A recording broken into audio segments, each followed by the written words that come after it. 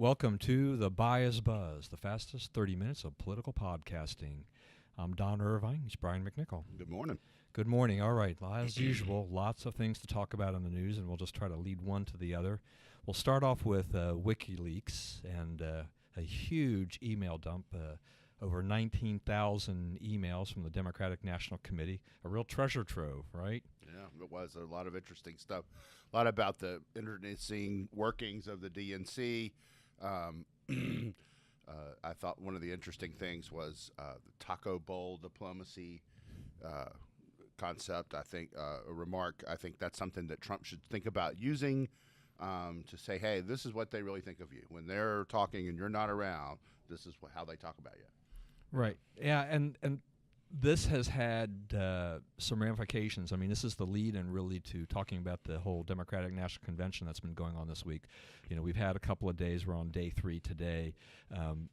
It hasn't quite gone like the Democrats had planned, and large part of it because of this email, leak here.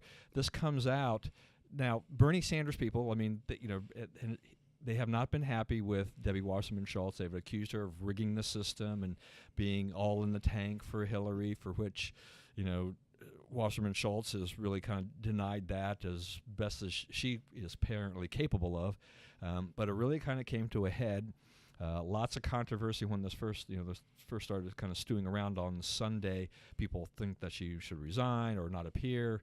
In the end, she agreed to step down at the end of the convention. But even more remarkable was just this, the whole movement had taken such hold that she's basically been persona non grata at this convention and has been invisible. I mean, she got yelled at, booed off the stage or the podium at her own state delegation breakfast. Right. She was. She went from head of the party to please do not show your face in public in Philadelphia in 48 hours. The Bernie people always suspected this was going on. This was writ large. It makes it very hard for them to fall in line behind him. He has done the yeoman's work of coming in and saying, vote for her. I lost fair and square, which is now also a question, right? Because we don't know. And there's some stacked ballot boxes and other stuff going on.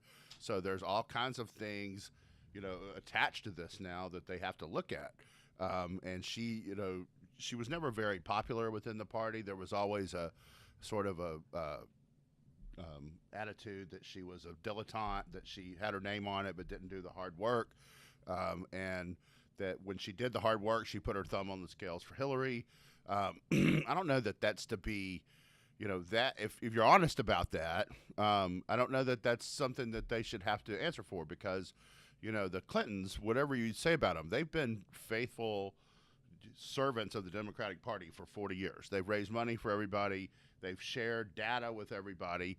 And they have worked hard for Democratic Party candidates all up and down the ballot, all over the country. Bernie Sanders was not a Democrat for the first third of the time he was running for the Democratic nomination. So what is he owed by the party infrastructure?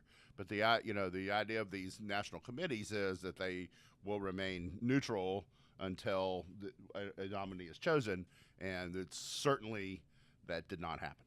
Right, and to your point about Bernie not being a Democrat, really, and that was mentioned in one of her emails. I mean, she had called Sanders' campaign manager Jeff Weaver a damn liar, but she also alluded to saying that what does he know? I mean, he hasn't been a Democrat. He doesn't know what we do. So in that that's damning for her to say that in a sense, but it was true, right? I mean, it really was the truth. I mean, Sanders is kind of the Democratic carpetbagger in this election, coming in here like this. He using that because he knows that if he just ran as an independent, as a socialist, there's no way he could get anywhere. But running under the Democratic mantle, he had a shot at doing things, and he really upset the apple cart. And this is going to be a long-lasting effect. The thing about Wasserman Schultz too is I don't really think that she's been a very effective spokesperson for the Democratic Party overall, right? A lot of missteps. They asked her, what's the difference? Chris Matthews, a famously friendly interviewer to the Democrats, asked her, what is the difference between a Democrat and a socialist? And she couldn't answer. And they asked Hillary, and she couldn't really answer. Then they asked Wasserman Schultz again, like a month later. Now, the first time, anytime you get taken aback by a question, you go away and think about, oh, man, if I had that to do over, I would say XYZ, right? There was no XYZ. It was the same hemming and hawing and stammering because there's not really a difference. And to the extent there is, they don't want to talk about that. There's been the point made that there are no flags at the convention. There has not been one word said about national security or the military or protecting America's interest or how do we fight ISIS or the existential threats to the republic that are out there. It's all about, the first this, the first that. We've broken glass ceilings and so forth. This is not, president is not something you be. It's something you do. Right. And then since you went in that direction, I'll go there as well a little bit too. I mean, this glass ceiling thing, but some of the things that are coming out that are amusing, whether or not they really mean anything, I don't know. There is a wall at between the floor and the podium, and it was shown originally. It was this. How it was being developed, and then it's this very nice little glass, partition, this wall, and things like that. And it's like, we always thought that it's only Trump building walls, and so that's been made a lot of fun of. Dinesh, it's like a hockey rink. Yeah, it does. Right. It looks like right. It looks looks know like why there's walls at hockey rinks, so the fighting is contained to the main floor. Yeah, right? I don't know. It's kind of a funny thing, and it also makes you wonder.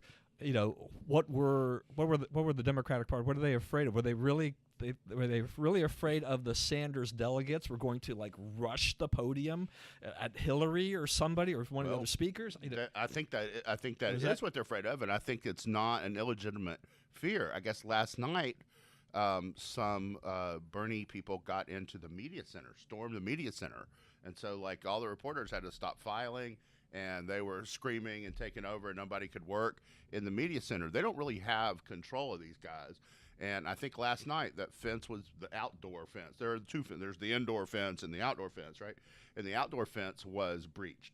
And so I think there's going to be some more attempts at that fence, which is a very serious thing because, if hundreds of people rush in that fence, the people guarding the door to get into the Wachovia or the, Wells Fargo now, center are, they will be overwhelmed. I mean, you could have a big problem. Yeah, and so now I'll do this. So I went up there and I took two of our interns up to Philly yesterday. The demonstration, talking to the demonstrators and things like that. There were not a lot of demonstrators when we went up. It was like 10:30, 11 o'clock when we were up there, and so. Compared to the day before when on TV it looked like there were thousands, my guess is that, it was 50, 60 maybe at its peak while we were there for a couple hours. But it was an interesting group. But one of the things that someone had pointed out to us was that there was now a new fence. There was a secondary fence, and so there was this little buffer area. I mean, it's basically, sections of a chain link fence that are put together and things like that. Mm-hmm. Can you climb it? Absolutely, if you want to. Now, the police yesterday, because the crowd was small at the time we were there, they really weren't doing anything. They were observing, but they really weren't doing anything. They didn't bother the demonstrators. Demonstrators were yelling at the delegates walking in and things like that. It looks like later on, after they woke up and decided that they needed to get their days in of protesting, they sauntered on over to that and maybe some other areas. Now, the area, it's interesting because for what we observed is that I don't know where the media center is. It's just that I know that when we were driving around trying to find out where the heck the demonstrators were and all these things, it was just kind of confusing. There were a lot of police, had barricaded a lot of areas. There were a lot of signs that said, you need DNC credentials past this point, and these you have to have a permit, certain kind of permit to get into this lot or whatever. And things like that. Obviously, the Sanders people, they knew exactly where they needed to be, and I guess that alludes to the whole media center thing. The media has been complaining about the logistics of this convention, that it's terrible, it's hard to get around for things. The Wi-Fi is horrible, and all these other things. But yeah, that's kind of like they come in there and they take over. So, yesterday, at least in the morning, I thought, has this movement somewhat fizzled? But obviously, they were just waiting for another point in time, maybe more prime time slot and camera or whatever. So they're still very, very active, and the delegates, some of them walked out during the nomination process or the things like that. So there's still a lot of things going on here. Yeah, the Philly police said their goal was to get through the convention without arresting anybody. That went by the boards last night. They had to arrest some people who were breaking into stuff, who had broken through that fence, broken through that perimeter. The other thing is the big play, I think, that's still coming is they realized they couldn't bring down Hillary, but they are going to try to bring down Tim Kaine as her vice president because support for trade deals. It's a lot of proxy issues that basically add up to you did not pick a candidate that's like us. The sop we wanted was the vice president. You had Beth Warren, you had some Sherrod Brown, you had Sanders himself. We're all viable options. She went with a real conservative, I don't mean v liberal, but v bold choice in Kaine. Well liked guy, but not from the wing of the party that they wanted to see represented. Right, and so it gives them another chance to protest, more fuel to the fire, I guess, for them, that they didn't get what they wanted out of that. That was definitely... they didn't get what they wanted, and at the start of the week, they found out that part of the reason they didn't get what they wanted was the party was set up. They rigged it. They set it up. There was no way Sanders could win this thing the way the Democrats had set this up. This was, Hillary was going to get this one way or the other. The whole Clinton machine, all the loyalty that you spoke of to the Democratic Party, this was a time for her to be rewarded for all of this work, in essence, and she fit the bill for that. And interesting, the Democrats are now talking about ways to make their progress more democratic, so to speak. Reduce the influence of the superdelegates, reduce the influence of the party poobahs, so to speak. The Republicans are going the other way because they are... the Republicans are going the other way. They need less, they want less control by the voters. They want more party controls. A nominee got through that they never intended to win. So it's a whole different thing that's going on now. All right. So anyway, let's talk about just a few more things about the DNC convention. Bill Clinton spoke last night, a very flowery speech, about the whole marriage story and all these things. He left out a few things, conveniently. Yep, the ones that didn't look that good for him. But I mean, he's a reliable source every 4 years for a good ringing endorsement of the Democratic candidate, and makes the case for it. He's very good at it. He has unique perspective on this particular candidate. But as you say, when he speaks, he can't really tell the story. Other people are better chance of representing their story, But I mean, he's Bill. I thought, I've seen people you go the next day to something where someone's speaking and people are trying to imitate him. He's that good. He's a political talent, of his generation. But will that move it? Will that change the thing? I don't think so. I think the big day is today when they start trying to deal with Kaine. Okay. Yeah. So we'll see about that. I mean, Bill is to a lot of people. I mean, he really is kind of beloved. Yeah. In that sense, so he will command. There's a stage presence. There's a charisma. He can do pretty much anything he wants, and people seem to love him. The media obviously loves him.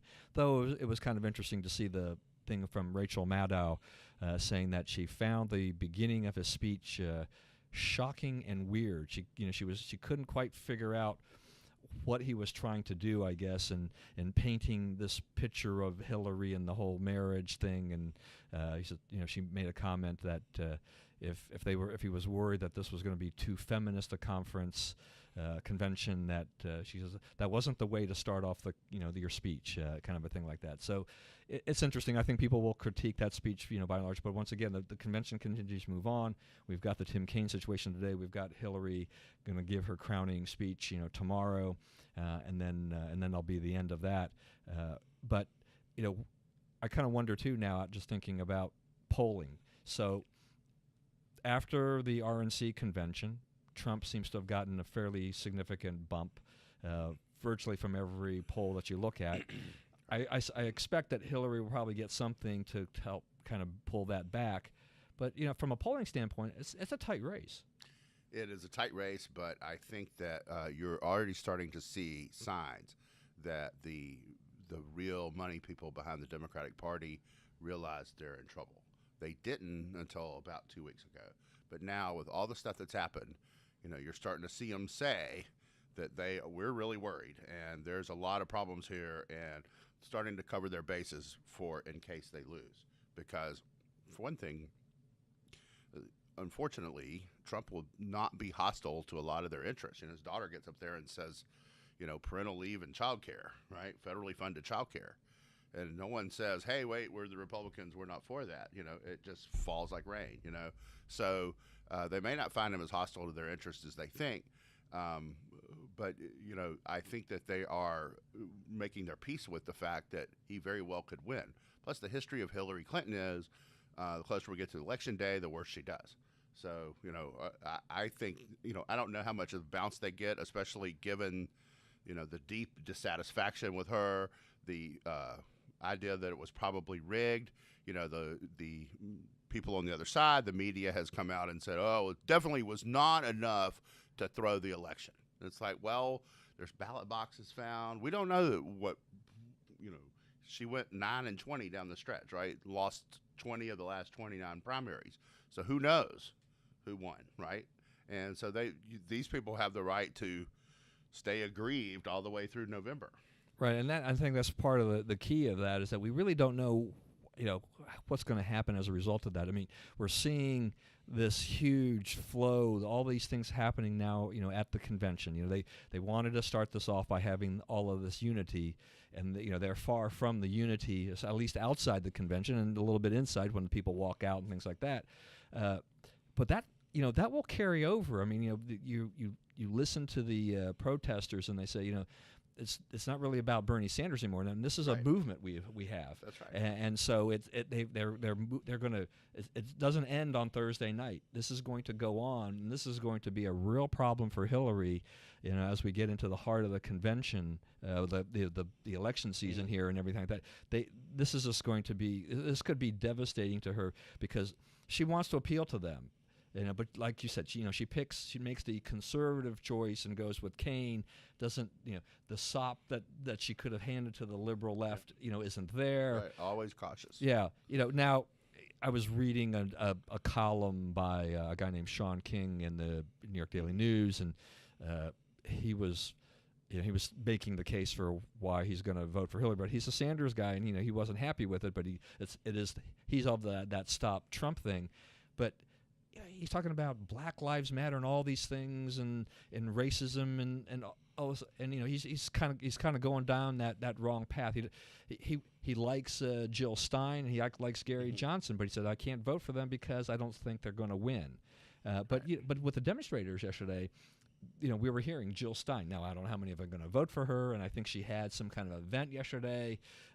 She definitely has an appeal to those left wingers there. Right, that's true. Yes, Hillary has a lot of problems that aren't going to go away. For one thing, the WikiLeaks leak. Okay, Robbie Mook, her campaign guy, has come out and said this quite possibly came from the Soviets or the Russians. There's some evidence that it did, but it looks like they want to rush that judgment into the public sphere because it, makes Trump look bad. They think that it makes Trump look bad. But actually, if, she's hacked by the Russians have been reading, you have to assume they've read every conversation she's had on email for the last 5 years. Unless you have some compelling reason to think otherwise, you have to assume they're reading whatever she says. So can we elect a president whom we know is compromised by the Russians, right? They're like, well, him and Trump and Putin are friends, right? Well, I would rather elect a guy who is a friend of Putin than the guy Putin has the goods on, right? Because whatever she does, he can say, I will release X emails unless you whatever. And Assange has said the next batch is indictable. She'll be indicted after the next batch of emails. See how all that hanging over her head, and you have a lot of people who have decided, she lies. She can't get herself out of jams, so she lies. And I don't know, how you undo that. I mean, Trump, people say he lies. What he does is changes his mind. Okay, that's not the same as misleading you about something, right? But she lies. She tells you fact A, and fact A is false. Right. Yeah, and I agree with that. I mean, I think that's right. I mean, Trump really isn't a liar. He does just kind of flip and flop and just does all these things, and it's hard to kind of pin him down for any length of time on any one issue. But Hillary, she deceives, she lies, she cheats. I mean, there is no doubt the track record is there to prove it. No matter what the media thinks and says about that. But this Russian thing, I found myself initially just kind of chuckling at the whole thing. Because they're trying to spin this, the Clinton campaign trying to spin this, that it's the Trump-Putin alliance, and they're all in cahoots with each other, and all meddling in our elections. Yeah, and I then think that, I mean, I've always thought, yeah, sure, could the Russians have done this? Absolutely, right. They have the ability to do that. They're doing stuff like that all the time anyway. But you have Madeleine Albright. I mean, she comes out there and she says, "Oh, I'm sure Putin would love to see Trump elected." But every time these guys talk about it, they don't talk about what's in the emails and all the damning stuff in the emails. They're trying to spin a whole other angle and put the blame on Trump. And get people that, like you said, there's this foreign meddling in our affairs. But I think you're really right though, in the sense that if the Russians have done this, and they've got more emails, which we know that apparently they do, and they come down there. The Democrats have got to be really worried about what's going on. And I would rather have Trump, in there than Hillary, where every time she wants to make a move, she's got to look towards Russia, and say, "What else do you have on me? What right. Or what are they going to hang Send on her?" Send it to him for approval. Right. The Kremlin signing off on our foreign and domestic policy. I mean, that's what's on order here. She can't be president like that. You cannot serve as president under those circumstances. Yeah, so that's interesting. Now I'm gonna backstep to last week's Republican convention, because it finished after we had our last podcast and everything like that. So, and just really talk about maybe the most, quote, controversial part of that, which was the Ted Cruz speech and Donald Trump's reaction to that, and then maybe even Trump's speech, Ivanka and Donald Trump's speech as a result.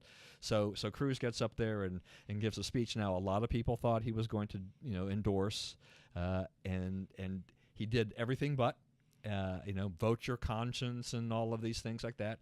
He got booed off the stage. And there's a lot of controversy about, was Ted set up? Was Ted ever planning on endorsing him? What was going through his mind? What was going through Trump's mind? I mean, what are your thoughts about this? Well, I think Ted kept Ted viable. If the conservative movement, as we have understood it the last 40 years, ever again gets the numbers to elect a president, the president will be Cruz, right? No one else. He's had the most staying power. He makes the most compelling case. And he did not compromise on that. He went down on his sword. Second thing is, have you heard anybody talk about this since the convention until now? Right. No, right? Right. It killed the story, right? It was tough for a day or so, but there's not going to be attack ads all the way till November. Cruz saying Trump is scum, Cruz saying vote for Trump, right? All that discussion is over because he didn't do it, right? He stayed off of it. Trump knew it was going to happen, so I have to think that, I think Trump plays this game at a pretty high level. It's like the NATO. Everybody's, he wants to break up NATO. No, what he has said is the other members of NATO need to pay their fair share. When NATO started, it was, we were letting people slide because it was a popularity contest against us and the Warsaw Pact, right? So we were trying to get people to recruit them under our umbrella. Well, now people want to be under the umbrella, right? It's like the Baltics, they're freaking out. They're like, wow, if we're not protected by America, it won't be long till we hear from Moscow, right? So they want under the thing. Now, if you want under the umbrella, and we're not trying to persuade you anymore, you're trying to persuade us to stay under the umbrella, then you need to pay, right? That's a move she never would have made, right? She is in the old way of thinking on all this stuff, and he sees an opportunity there. And I think, there's also all these people out there, libertarians, the hard lefties who are tired of the foreign engagements. So you appeal to them, you make the NATO people pay, you probably end up with a stronger, more cohesive NATO just because you subjected it to a little market forces. Yeah. So what's wrong with making NATO pay? Actually, right. That's right. Not a thing. It seems that when you come down to those kind of things, we're always afraid to ask them to actually pony up when they get behind and things like that. And that it's a silly thing. And he's removed. It's one of the things. Whatever we get out of Trump, it's going to be interesting because all those things that we've always thought we must do, he doesn't. He breaks those molds. He's like, really? Why do we have to do that? He's not constrained by the past. So, I think it'll be interesting going forward. I also think that the Democrats realize he's going to win. Yeah, I think they're worried about that. And I thought when I look at the convention overall, there were the media sniped at him. A lot of people, conservatives, sniped at the convention because so many people had dropped out. The Bushes weren't going to come. Romney wasn't going to come. Some other senators and others weren't going to come. I wasn't exactly broken up about that part of it. I don't think I really missed it. What it really did to me is that it turned it around and allowed the Trumps to focus on the family part of it, and they, by putting up each of his children, I think, I think that overall that was a very positive thing, to have all them on display. Now, I will say, on that last night there where Ivanka got up and introduced her dad and then Trump got up, I never thought I'd actually hear, something where you come up with, gender gap, pay equality being said, mentioned at federal child care. Federal child care. Stop. And then Trump talking about protecting the LGBTQ community. Now, that's a great way to draw them in for people who've probably felt a little more disaffected from the party. But it was eye-opening. I'm not sure how conservatives felt about that, but I was like, whoa, okay, this is a whole new party here if we're going to go down this road. And it's kind of a reverse Sister Soldier moment because, what are they going to do, vote for Hillary? So you have to accept a little more. And Pete Thiel spoke. They have, the Republicans opened up. They got some people who are going to vote Republican who had never thought about it before. The Democrats have, they burned a Israeli flag. They burned an American flag. There's no flags in the arena. They're saying, traditional patriotic small town America, up yours. We're not for you. We're a whole different thing, and you can just live with it or not. All right. So before we go to our 2-minute thing, we'll do one more thing here. So Hillary was interviewed on 60 Minutes with Tim Kaine, and she came up with the Hillary standard, and she said, I often feel like there's the Hillary standard, and then there's the standard for everyone else. Talking about claims that she was corrupt. This is just humorous. I don't even know how to react to this. The Hillary standard. Well, the Hillary standard is your first thing. The first thing you do as Secretary of State is to set up an email server so you can avoid FOIA requests. The first thing you do. Okay, that's the Hillary standard, right? She's just a lifetime of deceit. And she's paying for it. Well, yeah. So and I think that was really kind of my reaction to this, is that the Hillary standard is go ahead and break laws, cheat, lie, steal, whatever. You throw all those words in there. That's the standard, and everybody else who obeys the law and follows the rules, will get busted and whatever. And that's different. That is Martha Stewart, Phil. Yeah. Give me a break. So we can go back into that general portray all of those people that. So it's an interesting thing that this is how she thinks. So this is kind of that Clinton mentality. Is that. We're above her mentality. Yeah, we're above everyone else. Everyone says the Clinton. I think you got to separate that. I think Bill understands right and wrong. I think she thinks there's a rule book for her and a rule book for everyone else. All right, so 2-minute warning. What you got? 2 people went into the Hall of Fame last week, Mike Piazza and Ken Griffey Jr. in the Baseball Hall of Fame. Mike Piazza is the lowest draft pick ever to make the Hall of Fame. He was in the 62nd round, taken only because his father grew up with Tommy Lasorda in Norristown, PA. Ken Griffey, interestingly, is the first #1 overall draft pick ever to make the Hall of Fame. Yeah, that's an amazing stat right there.